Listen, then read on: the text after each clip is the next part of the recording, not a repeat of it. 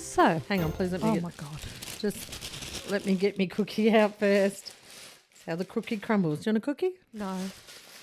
Well, you keep doing all the reading. You don't trust me to read, so I'll let you read. You Although I'm have to gonna need finish a your drink soon. script, thank you. But you haven't told me what you've got to drink in the fridge, so fuck yeah. Welcome to Mainly Murder with Meg and Aggressive Mum. Hangry Mum. I'm not hungry anymore. I just had my Subway. Oh, I'm okay. just trying to eat my cookie in peace. So, today, you know the name probably of this one. Would I? Miss Katherine Knight. Why would I know the name? Oh, she's Australian. Katherine Knight. Katherine Knight. It'll click eventually for you. Was it, how long ago? Was it like in 1862? Because It was in... I wasn't around then, just. These aren't as nice as normal, but anyway, I'll keep eating. 98. Oh, okay. 2000, actually, sorry. Well then, yeah, maybe. So, Katherine Mary Knight was born on the 24th of October, 1955. And I feel like Mum's going to break out into song when I say this, but she was born on the 24th of October, 1955 in Tenterfield, New South Wales, Australia. Why am I Time Tenterfield as a Saddler? traveller. Tenterfield Saddler, turn your head. Anyway. Her mother, Barbara, had been married to Jack Ruffin. And lived Jack Russell? Ruffin. Oh, there's Jack Russell. No. I was like, God, okay.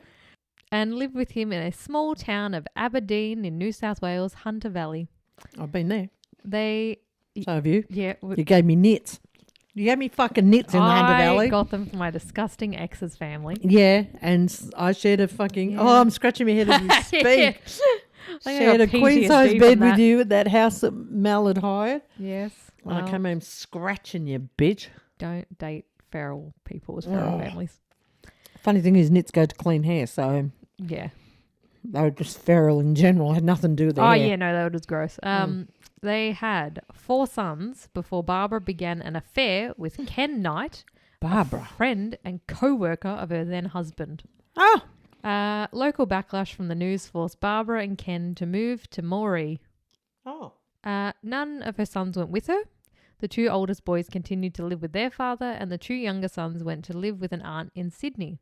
Barbara had 4 additional children with Ken. Jesus Christ, she whacked them out. Oh, yeah. Including Katherine and her twin sister. In 1959, when Katherine was 4, Jack Ruffin died, and her 2 older half-brothers who had been living with him moved in with Barbara and Ken, making this now a household of 8 people. Ken Knight was described as a violent alcoholic who would rape Barbara up to 10 times a day. What? 10 times a day? Apparently. How the fuck does she not kill him on day 1? Barbara would often tell her daughters intimate details of her sex life and how much she hated sex and men. What? I don't know if I just had a fucking aneurysm between when you started the story and where we got to now. But she had 8 kids. But she hated sex. But she hated sex. She hated men. She had 8 kids and she was raped 10 times a day. Yes. Why didn't she just steal the cunt? Stab the cunt right there and then. I don't know. Oh my God. No jury of women would have convicted her. Well, the mum didn't do anything. Huh? The mum didn't do anything. The daughter did. Catherine. Hang on. Wait on. This is Katherine Knight's mother. Her Barbara. mum had 8 kids. Yes. Okay, so she's not the murderer I'm No. listening for.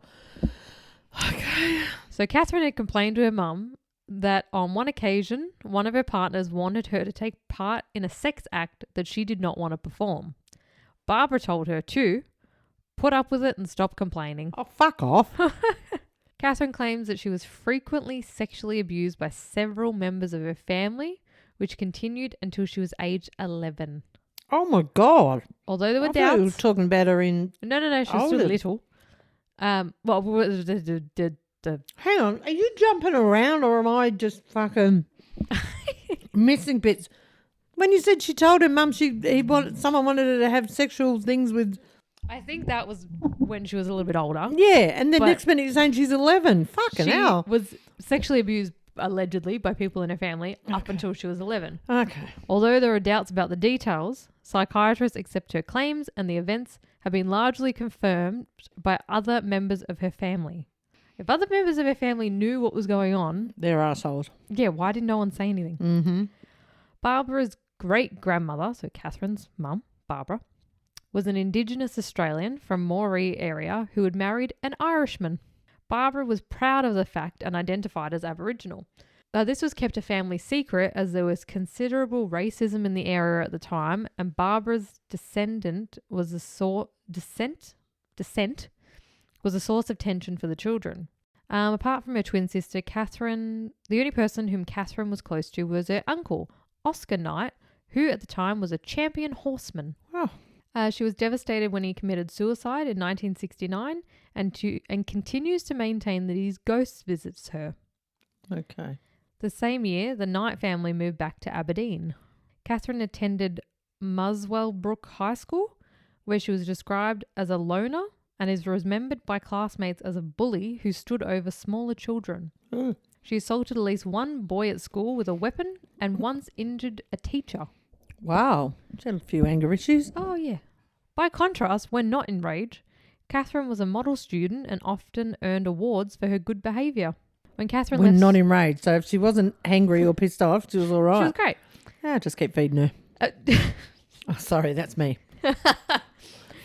Catherine left school at 15 without learning to read or write, which that's a How? failure on the fucking school How, system. yeah, as a how do you get to that 15-year-old. age without someone going, this kid can't even string a couple of letters together?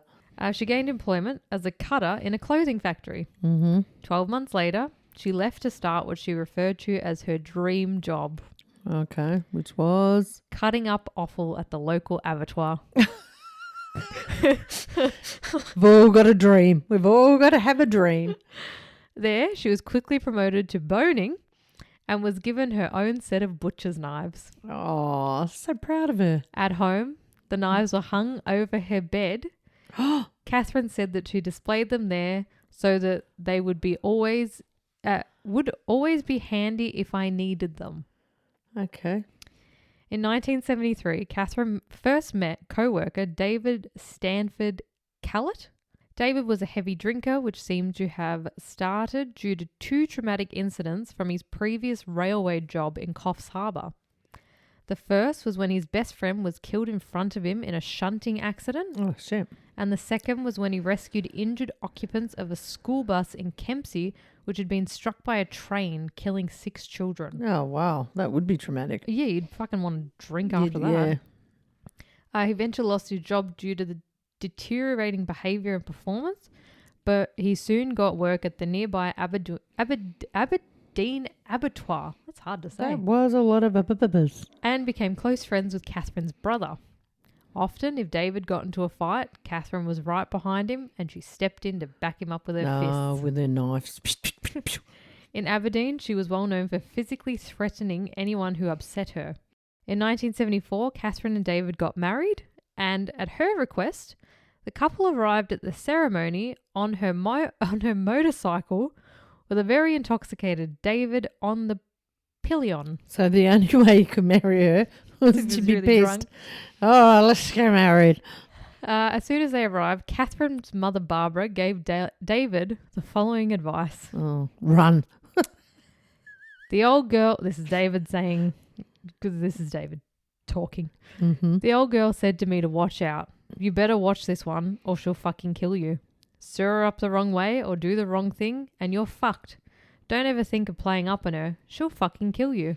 And that was her mother talking. That She was her told- mother on the way into the church. Yeah. And On he their wedding day. still married her. And that was her mother talking. She told me she's got something loose. She's got a screw loose somewhere. God, does she want? On their wedding night, Catherine tried to strangle David.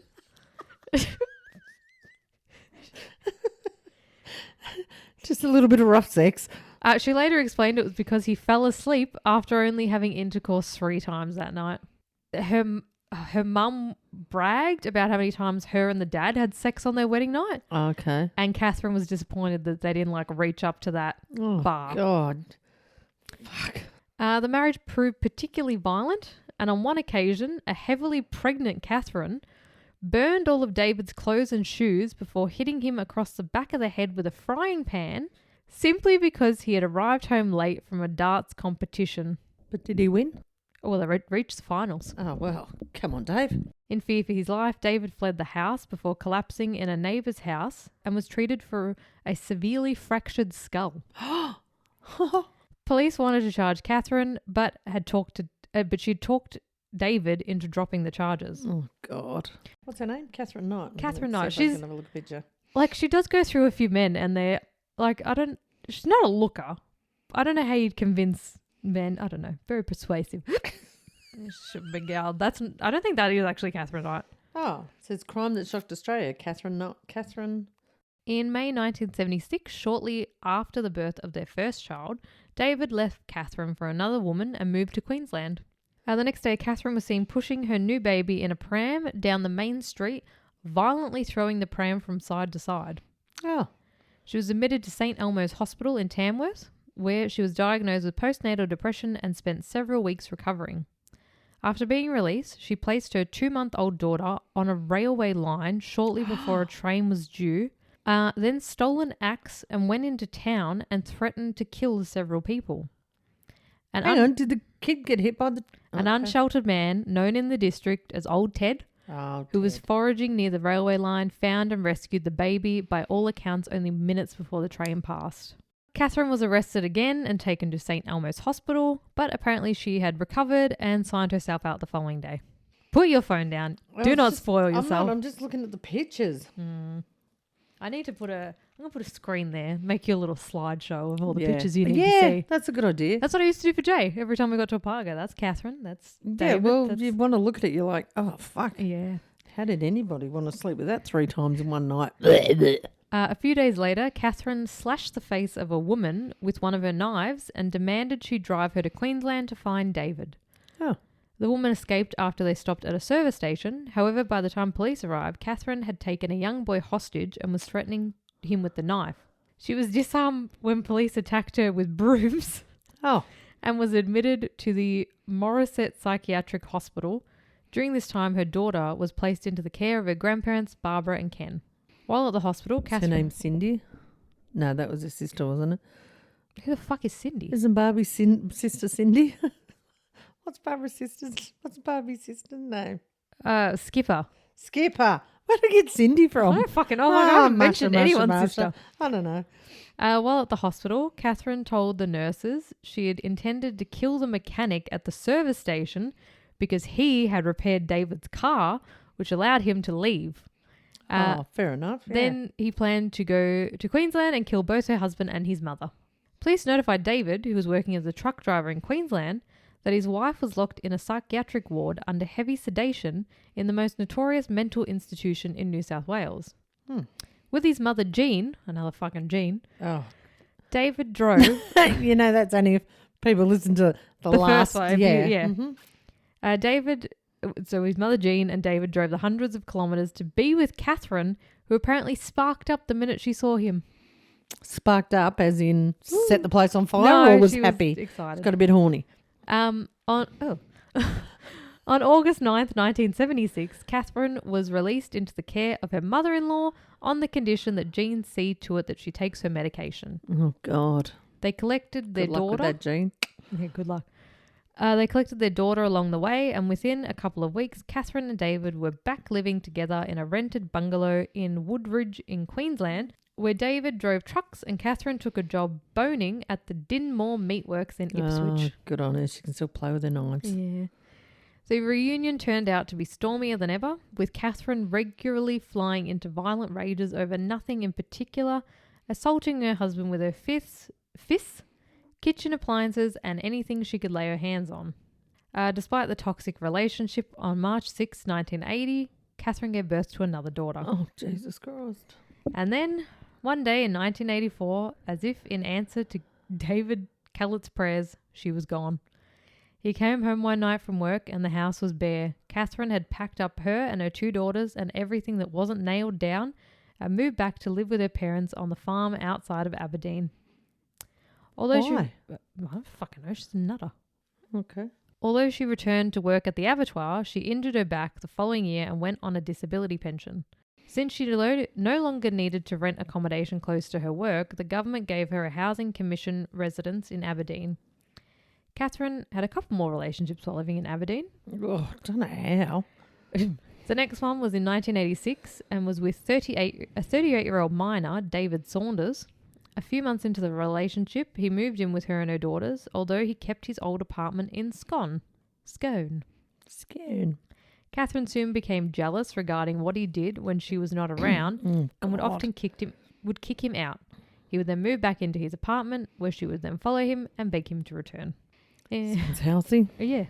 In May 1987, she cut the throat of his 2-month-old dingo pup in front of him. Oh. For no more reason than as an example of what would happen if he ever had an affair before knocking him unconscious with a frying pan. Oh, Jesus. I bet he's spewing. He had that empty with him. Should have just wanked. Poor puppy. In June 1988, she gave birth to a third daughter, which bloody hell. Which prompted David to put a deposit on a house. Katherine would then pay off the deposit when her workers' compensation came through in 1989. Katherine decorated the house throughout with condoms, animal skins, skulls, horns, what? Rusty animal traps, Oh my God. leather jackets, old boots, machetes, rakes, and pitchforks. No space, including the ceiling, was left uncovered. What the fuck? After an argument in which she hit David in the face with an iron before stabbing him in the abdomen with a pair of scissors, he moved back to Scone, but when he later returned home to Aberdeen, he found that she had cut up all of his clothes. David took long service leave and went into hiding. Katherine tried to find him, but no one admitted to knowing his whereabouts. Several months later, he returned to see his daughter and found that Katherine had gone to the police and told them that she was afraid of him, and they issued her with an apprehended violence order or an AVO against him. There's nothing like women getting fake IVOs on people. IVOs, AVOs. When ABCDOs, whatever initials Megan wants to put in front of it. It just shits me when people waste they're bullshit time, and then people that actually need IVOs and AVOs, they don't believe them because they got fuckwits that put 5 on someone. In 1991, Katherine became pregnant by 43-year-old former abattoir co-worker John Chillingworth and gave birth the following year to a boy. Their relationship lasted 3 years before she left him for a man she'd been having an affair with, John Price. I still don't understand how all these men... I don't get the attraction of her. She's batshit crazy to start with. She was not attractive. No. She didn't have a lot going for her, but she keeps getting these blokes and getting herself knocked up and... John Charles Thomas Price was born on the 4th of April 1955. He was the father of 3 children when Katherine began an affair with him. John was described as a terrific bloke who'd give you his left arm if you needed it. And cheat.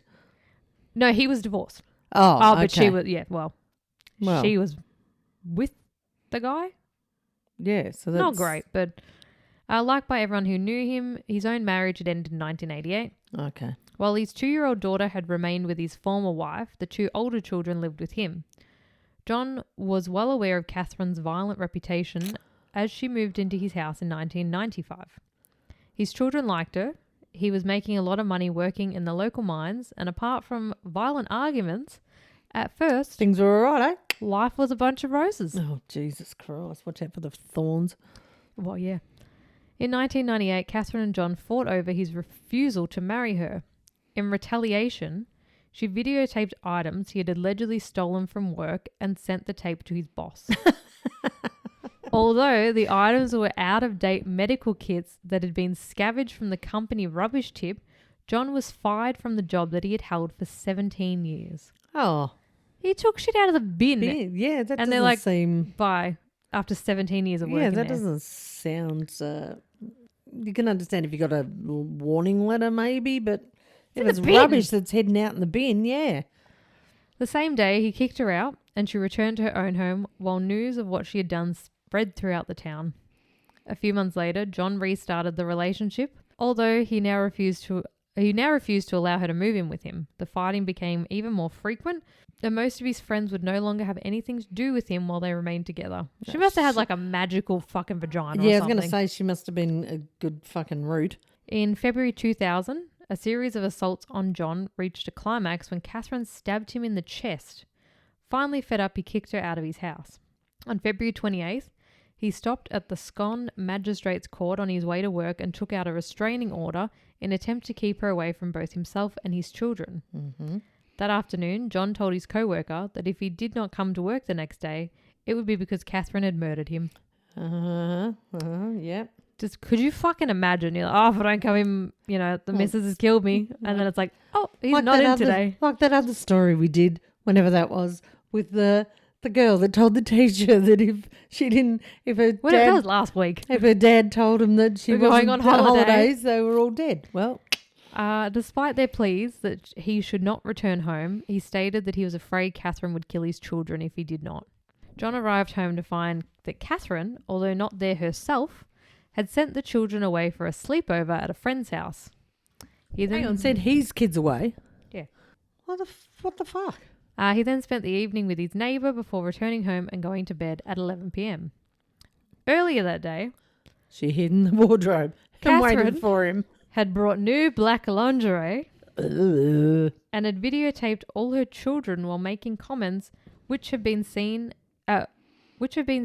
since been interpreted as a crude will. She later arrived at John's house while he was sleeping. Wait, go back. What? She recorded She made like a videotape with all her kids, and then the thing with she was... the kids in them. Yeah. Like recorded her kids. I think if it's the video that I'm thinking of, it's like... It'd be like if everyone was just sitting in the lounge room and she just started recording and saying weird shit, and now they're like, okay, it made sense afterwards that it was kind of like... But they were there. Yeah. Oh, okay. That was a bit confusing. Everybody now. She later arrived at John's house while he was sleeping. She sat and watched TV for a few minutes and then had a shower. She then woke John up. They had sex, after which he fell asleep again. She doesn't like that. At 6 a.m. the next day, a neighbour became concerned that John's car was still in the driveway, and when he did not arrive at work, his employer sent a worker to see what was wrong. Both the neighbour and the worker tried knocking on John's bedroom window to wake him up, but they alerted police after noticing blood on the front door.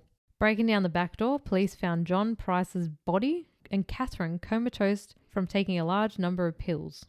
The following account is the complete report by crime scene investigator Detective Senior Constable Peter Anthony Masucchio, who was the first officer into the premises after the initial discovery of John Price's body. At 10 a.m. Wednesday the 1st of March 2000, in company with Detective Sergeant Neil Raymond, I attended the premises at 84 St Andrew Street, Aberdeen, in relation to an alleged homicide. When I spoke to a number of police, including Duty Officer Graham Forlonger, Detective Sergeant Bob Wells, and Senior Constable Michael Prentice, the premises is a single-storey, 3-bedroom dwelling which faces generally south onto St Andrew Street. My attention was drawn to a piece of cooked meat on the rear lawn in front of the white Ford sedan. Wait, what? He saw a piece of meat. So they're looking at the house. Wasn't he inside? I thought they were inside the house. No, they're just outside the house at the moment. Oh, okay. At the start, they're outside the house. Okay. Sees a bit of cooked meat on the ground. I made an examination of this piece of meat and collected it for further testing. During my examination, I took a series of photos of the premises and the piece of cooked meat on the lawn. I entered the premises to conduct a cursory examination with Detective Sergeant Raymond. I walked in through the rear door and into the kitchen. Once inside the kitchen, I saw a large section of what appeared to be human skin hanging from the top architrave of the doorway leading into the lounge room. Oh, you're fucking kidding. Don't tell me that piece of meat out the thing was human. This piece of skin extended from the top of the doorway right to the floor and appeared to be an entire human skin. Oh my God. You're fucking kidding me. She fucking skinned him. She skinned him. We need to start doing video because some of your face. Through this doorway. And I've heard this story before, have I? Obviously, it sunk in. Looking through this doorway, into the lounge room, I could see a headless and skinless human body. Are you okay over there? No. You're not doing well? Imagine walking in, go, I'll just move this out. Oh, fuck, that's a bum. That's a leg. That's a... Holy shit. I walked east along the hallway and looked into the entry foyer and saw an extreme amount of blood pooled on the floor. There was also a large amount of blood smeared over the eastern wall of the entry. I looked further east along the hallway and noticed some blood staining leading from the main bedroom. In this bedroom, I noticed more blood staining, however, only moderate amounts. I then left the scene and had a discussion with Sergeant Raymond and other investigating police outside Didn't the scene. throw up first. I would have been chucking up all over the front fucking lawn. I'm pretty sure people left the police force after this. Oh, they'd have to. That's disgusting. I noticed blood. But she was in the house, wasn't she? Didn't you say? Yeah.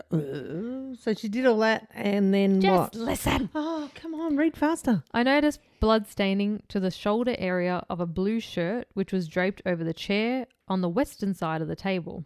The medications on the table consisted of 3 boxes of Florida ER 5 milligram, which 2 were empty. It's a bunch of medication. She took a bunch of fucking meds, but not enough to kill herself. Is that what she was trying to do that? I don't know if she was trying to kill herself or she was trying to just enough that, she felt so bad and tried to kill herself, but she knew it wasn't going to kill her. Yeah. Okay. A little bit of sympathy there for her murderous skinning ways. As mentioned earlier, I saw what appeared to be a complete human skin or pelt hanging from the top architrave of the door separating the dining room and the lounge room. On closer examination, I could distinguish black curly hair at the top, a nose, and part of a mouth and ear. About halfway down the pelt, I could see a clump of short black curly hair. Pubes. Consistent with pubic hair. Pubes. I knew the pubes had to be coming in at some point. I could not recognize any other particular features as it continued to the floor. The edges of the pelt were incised, indicating to me that it had been removed with a sharp instrument. There were also a number of distinct stab wounds to the pelt about 1 meter down from the top. Yuck. The pelt was attached to the architrave by a stainless steel meat hook. The hook was pierced through the top of the head area of the pelt and then hooked over the architrave on the lounge room side of the door. So what was she doing? Just drying the skin up or something?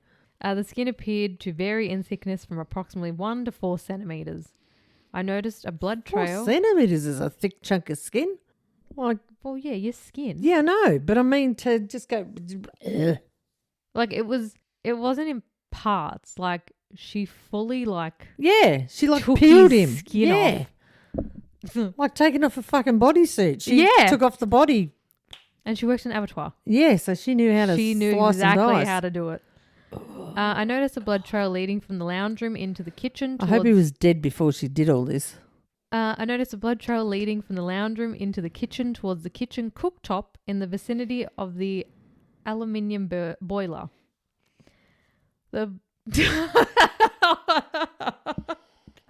Yes, what you're thinking is about to be said. Yuck.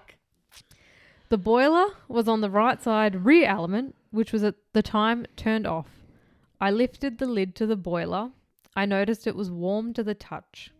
The pot was full of... I can't look at you.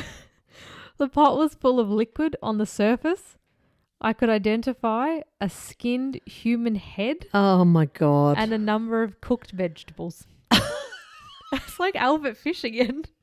I'm sorry. Sorry. I know that's not funny, but... It's the vegetables. It's the vegetables. Who goes, I'll fucking skin him, I'll cut his head off, cook him up. Bit of potato. Put a veg in there. On the northern side of the aluminium boiler, I saw a baking dish, which was sitting across the front side element. Inside the baking dish, I saw an amount of liquid and the remains of the baked vegetables.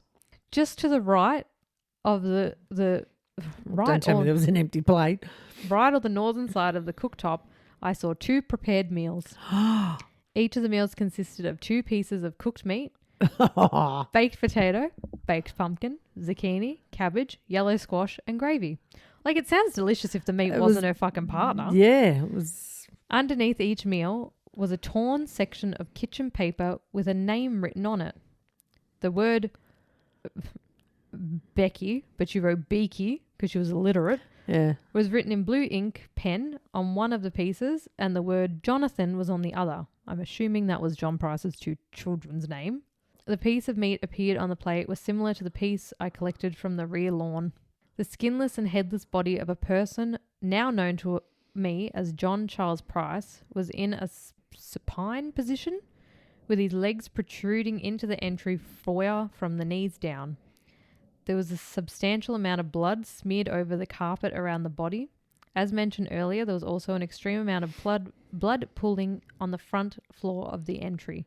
In this blood pool and staining were marks where the body of the deceased had been dragged about 1 meter from the middle of the entry foyer onto the carpet into the lounge room. So what, she was waiting for the kids to come out from school or something and she was going to just feed him? Yep. With his body skin hanging off the wall and... I don't know if she kind of drugged herself, so I don't know what the fuck she was planning to do. Yeah. Like they're going to see the body and be like, dinner, like what the fuck? Oh, good, hang on, we'll eat first. Hold on, we'll eat Dad. Then we'll call the police and see what happened. The deceased was lying on his back with his legs crossed at the feet. The left ankle was on top of the right. His left arm was extended out from the body at an angle of about 45 degrees. Under his left wrist, under the left wrist of this arm was an empty plastic 1.25 litre Shelley's Club Lemon Squash bottle. Oh. But they're happy for the plug. Yeah. On the floor adjacent to the right arm was of the deceased was a blood-stained 31 centimetre yellow plastic handled knife. The blade of this knife was about 17.5 centimetres long. The body was virtually devoid of skin and flesh, exposing the muscle and some organs. Oh my God. There were a number of wounds present on the body, one of the most obvious being a stab wound to the left side of the chest, which extended into the chest cavity. As stated, the body had been skinned in a manner that leads me to believe that the person responsible would have been skilled in this area. Well, we know that. Well, yeah. From the blood staining on the carpet, I was able to determine that the deceased had been skinned prior to being decapitated. Oh, for Christ's sake. Examination of the neck region of the deceased indicated that the head had been removed very carefully and cleanly with a sharp object. Oh, at least she was good at her job. Oh, yeah. On the northern wall, on the western side of the door to the kitchen was a small display cabinet. Lying on this cabinet was a broken picture frame containing a picture of the deceased. Lying on top of the picture frame was a blood-stained watch. To the west of the photograph, still on top of the cabinet, was a blood-stained handwritten note together with another broken picture on top of it. Apart from being blood-stained, it had a small piece of flesh on it. The note was poorly written and contained very basic spelling mistakes. It read, without spelling mistakes, it was, "Time you got back, Jonathan, for raping my daughter. You too, Beck, for Ross, for little John. Now play with little John's dick, John Price." But she wrote raping as rapping and daughter as D-O-U-T-E-R. Okay. But the allegations of anyone raping anyone was not found out. Katherine had stabbed John with a butcher's knife while he was sleeping. According to the blood evidence, he awoke and tried to turn the light on before attempting to escape while Katherine chased him through the house. He managed to open the front door and get outside, but he either stumbled back inside or was dragged back into the hallway where he finally died after bleeding out. John's autopsy revealed that he had been stabbed at least 37 times in both the front and back of his body, with many of the wounds extending into vital organs. Jesus Christ. At some point during all this, Katherine went into Aberdeen and withdrew $1,000 from John's account at an ATM. Sorry? At some point. At some point during all this. Hope she washed her hands before she headed out. Maybe threw a clean dress on. Maybe. And off she went. Oh, my God. Katherine's initial offer to plead guilty to manslaughter was rejected. And on the 2nd of May 2001, she was charged with murdering John Price, to which she entered a plea of not guilty. What? He fell on the knife 37 times? When the trial commenced, Justice Barry O'Keefe offered the 60 jury prospects the option of being excused due to the nature of the photographic evidence, which 5 accepted. Yeah, I bet. I would have. I would have been like, nah, fuck it, I'm out of there. I would have been like, get me on the biggest trial. Weeks away. Get him on the what? Get me on the biggest trial. Because you're weird. They wouldn't let you on one. They're like, she's too chance. keen. The only time I've been caught up for jury duty, but I was a insurance broker at the time. No. I was in year 11 or 12. But because I'd been an insurance broker, I was told I'd probably get past that, but I didn't get it. I was fucking went on the jury. Anywho. I've never had jury duty. No, you probably will. Probably in the mail next. As long as it's a good one. I don't want a shit case that I got to sit through. I want a good, you don't get to choose. Solid, gruesome they murder. suss you out. They're like, and what are your interests? Murder. They're like, oh yeah, we'll get her in.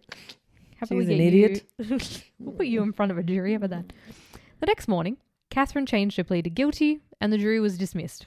Justice O'Keefe adjourned the trial and then ordered a psychiatric assessment overnight to determine if Katherine understood the consequences of a guilty plea and was fit to make such a plea. Katherine's legal team had planned to defend her by claiming amnesia and disassociation. Fuck off. A claim supported by most... Fucking hate those bloody cases where they say I was not... I blacked out as soon as a murder happened. Bullshit. The claim was supported by most psychiatrists, although they did consider her sane. 2 psychiatrists concluded that Katherine suffered from borderline personality disorder. At the sentence hearing, Katherine's lawyer requested that she be excused to avoid hearing some of the facts. Oh, for fuck's sake. Well, she did the facts. The facts that she did, yeah.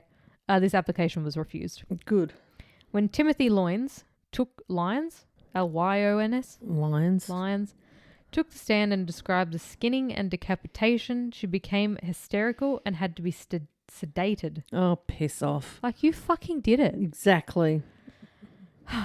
On the 8th of November, Justice O'Keefe pointed out that the nature of the crime and Katherine's lack of remorse required a severe penalty. He sentenced her to life imprisonment, refused to fix a non-parole period, and ordered that her papers be marked definitely never to be released. Good. The first time that this had ever been imposed on a woman in Australian history. Good. According to James Phelps' book on women in prison, Green is the New Black, since she was taken into custody, Katherine has found religion. Oh, of course she has. Paints and knits. She no longer has mental issues because... No more blackouts. Yeah, that's handy. And acts as a queen bee sorting out disputes among prisoners. Oh, fuck right off. I don't understand how you can never black out in your entire fucking life, but as soon as you commit a murder... Yeah, because it's bullshit. It's like every fucking murder case is like mental health issues. It's the go-to. It's like their first step, and if they can't get that one through, then they'll try other stuff. But let's try the easy, they had mental issues. Yeah. It's like maybe they're just a murderer. They'll just go into an asylum rather than jail. Oh, fuck it. I'm over that shit. There was one on SVU that I just watched. And this girl, she worked at like a 7-Eleven or something, and she also volunteered to help people with mental illness, like homeless people with a mental illness. And I think she was doing counselling or something. And she was murdered. And the guy that they picked for it was a guy that had like severe schizophrenia. And then it turned out it wasn't him. Everyone was just like, yep, schizophrenia. He did it. Yeah, it turned out to be another guy. But he was the witness. He got on meds and he was real clear because he kept saying weird shit like, oh, the safe is in hell under the floor. And we're like, what the fuck? And then you find out like he witnessed the guy try to get to the safe, which was under the floor behind the cash register. Anywho. Yeah, that didn't fit the story at all, but okay. The prison officers never take their eyes off her. She is not allowed near knives. Oh, gee, I wonder why. And she even told one of Phelps' informants that she can't have a cellmate in case she kills again. She's not allowed a cellmate. Imagine that. James Phelps spoke to prison officers who supervised Katherine. A typical day for Knight starts at 7 a.m. every morning, and then she wakes to go to one of the most tedious jobs in the prison. She makes headphones.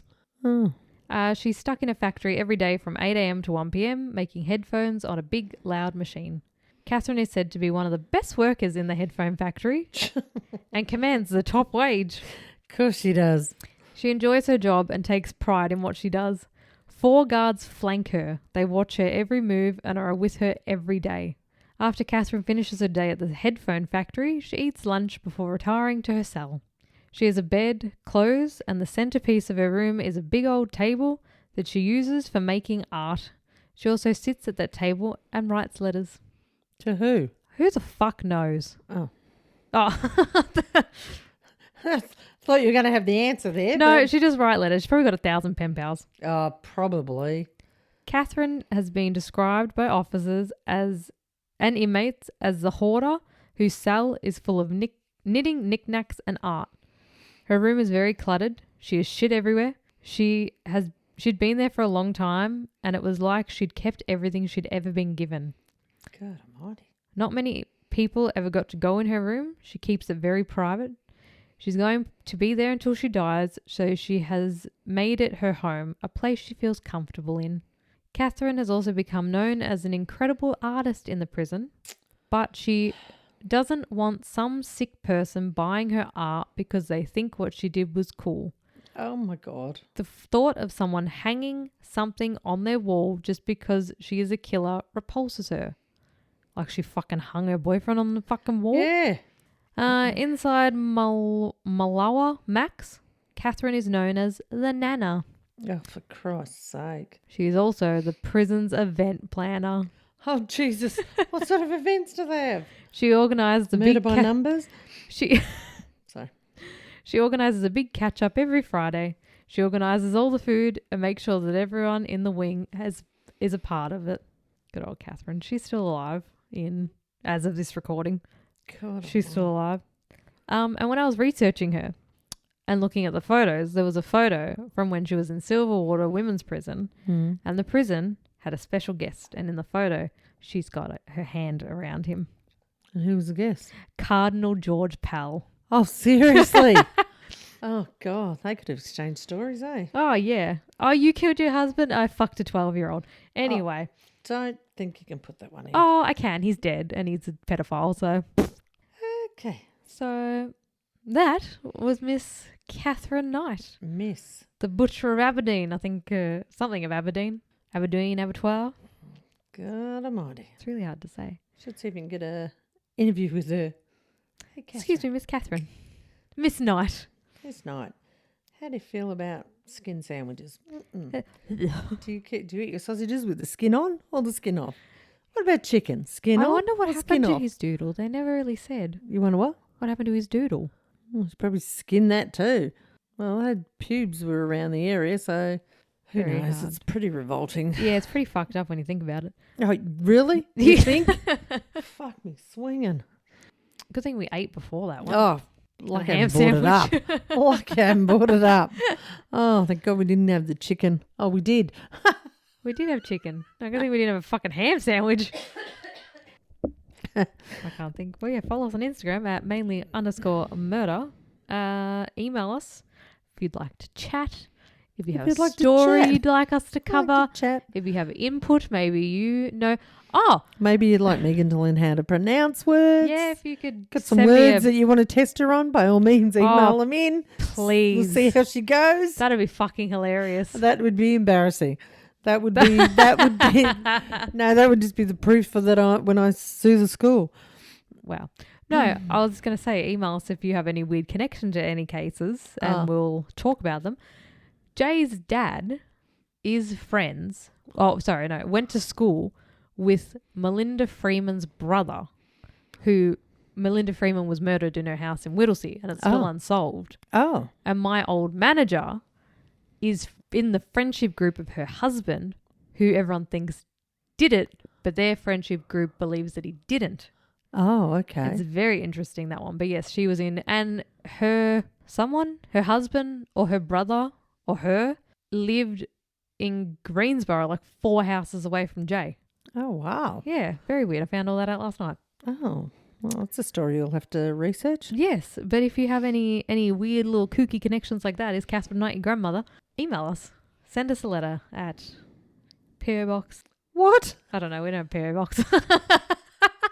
Send us a letter, you fucking Send us idiot. a pigeon with a little story connected to his foot. Yeah, that's it. Or just email us at MainlyMurderPodcast@gmail.com. PO Box. PO Box. PO Box doesn't 123 exist. Sesame Street. Can you tell me? Do you reckon that's an address? Do you reckon people send stuff to that? Get to Sesame Street? Yeah, 123 Sesame Street. Do you reckon they get mail? I hope not. Oh. But then again, the North Pole gets letters, so who are we to judge? We listen and we don't judge. Yeah, we do judge. Oh. Yes, Anyway. all my facial expressions, we judge. We judge. We really need to start doing videos because between that, the Carl Tanzler one, the Alva Fish one. Yeah, because these are fucked. They're fucked. I think we should do Hallmark with Meg and Mum. I thought you were looking at a book. Like, okay, pick one. No. Who Hallmark. want Bundy? Just Hallmark. They always have nice Joseph little... Fritzl. They have nice little movies. I watched one last night where the bird was a little fatty and the guy that was the 7th most eligible Dwarf. bachelor. Oh. No, 7th most eligible rich bachelor. Fell in love with her. She was a little plus size, chunky. I was like, you go, girl. See, that's a happy story. Not this fucking skinned and left on the fucking door for your kids to walk in and eat their tea in front I'll try find you a nicer one next of. week. If you could, please. I don't think there's many I don't think there's nice many. true I was just going to say there's not too many nice. If it's on this podcast, they haven't done nice things. Demurdered. All right. Well, we'll catch you next week when I don't know where we are because I don't have the script ready. But we'll see you then. Okay, bye. Bye-bye. Okay, bye. Okay, bye.